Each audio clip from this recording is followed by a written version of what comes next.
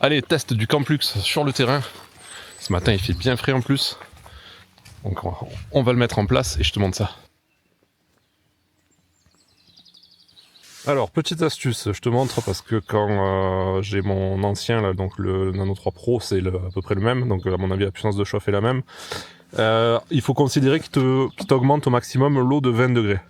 Donc là, comme tu peux le voir, l'eau elle est à 9 degrés, je pense même un peu moins, mais ça n'a pas encore amorcé. Donc là, ça va sortir à 30. Donc moi, ce que je fais dans ces cas-là, c'est qu'en fait, je viens prendre le seau pliant, je mets une dizaine de litres et je viens préchauffer l'eau. Voilà, tu fais préchauffer un peu ton eau comme ça.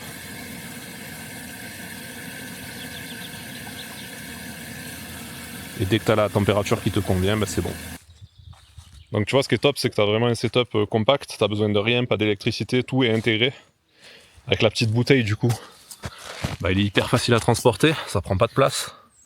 L'autonomie elle a l'air quand même correcte, ça je te dirai peut-être plus tard parce que j'ai pas encore le retour d'expérience.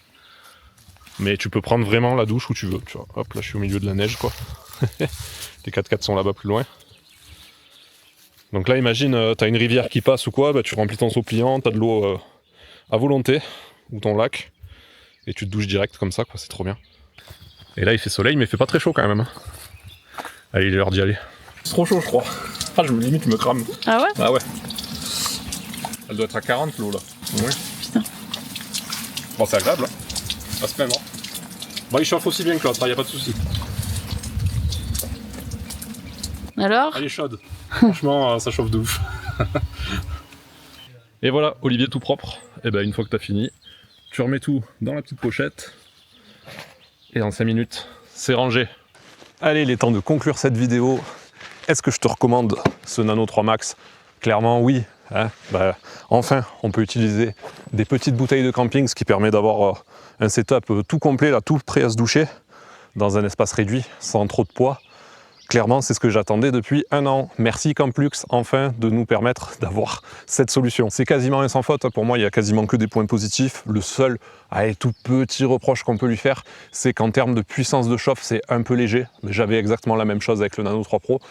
Quand l'eau est vraiment très froide, tu as vu, tu as la solution de faire dans un seau pliant, tu fais circuler l'eau en boucle pendant 2 minutes et là, tu prends vraiment une douche à 40 degrés.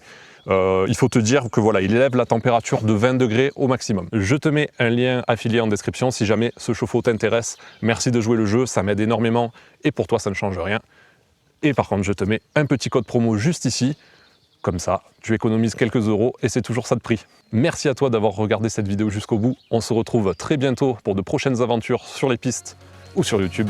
C'était Olivier. Salut!